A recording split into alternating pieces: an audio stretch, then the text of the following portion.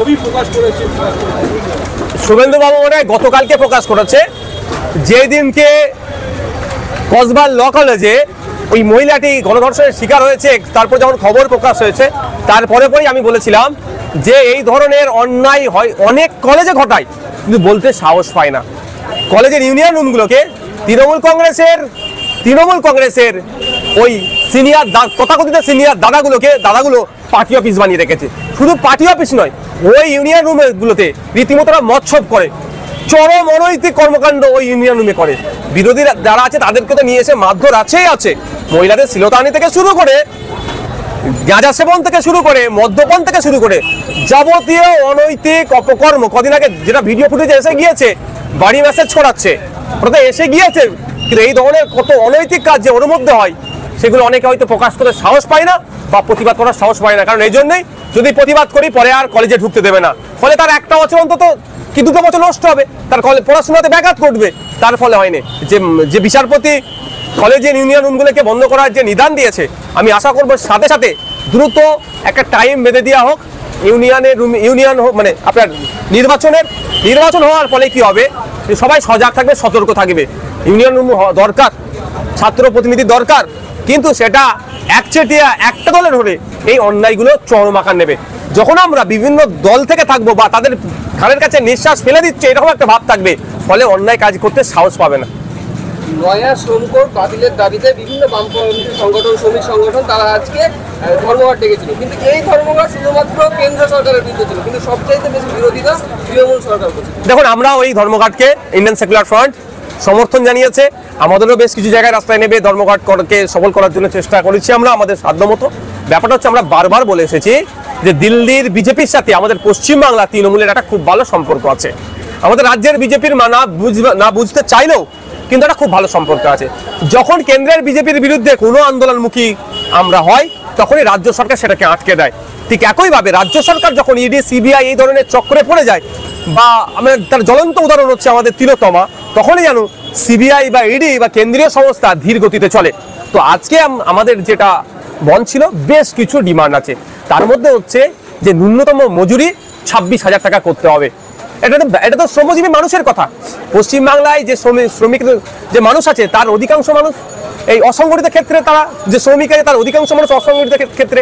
এই ডিমান্ডটা কেন্দ্র সরকারের।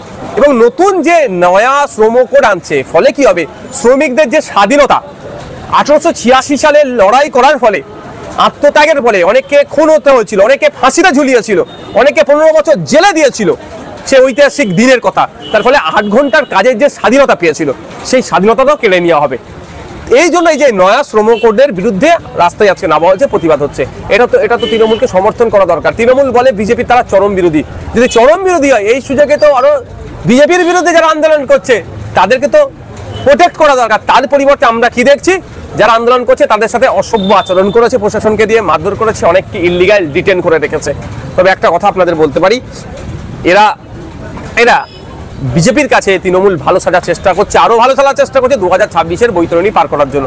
তবে পশ্চিমবাংলার জনগণ যারা 21-এ বিজেপিকে বেছে নিয়েছিল, 21-এ যারা তৃণমূলকে বেছে নিয়েছিল, তারা কিন্তু এই 26-এ বিজেপি তৃণমূল দুটো দলকে প্রত্যাখ্যান করবে।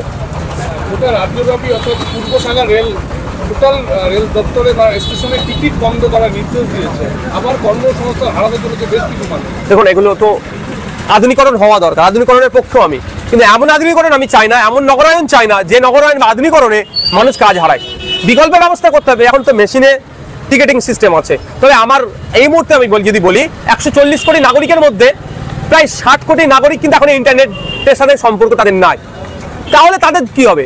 তারা জানে না। আমি আমার কথা বলছি, আমি ফার্স্ট টাইম আমি আগে ট্রেনে বাসে অনেক যাতায়াত করেছি, তখন ইলেকট্রিক মেশিনই হয়, তখন কারো কাছ থেকে জেনেছি, আমি একটু পড়াশোনা করেছি বলে জেনেছি। কিন্তু আমাদের ভারতবর্ষের শিক্ষা নিরিখে যদি ওয়েস্ট বেঙ্গলকে দেখা যায়, পড়াশোনাতে সবাই তো একদম 100% আমরা শিক্ষিত নই।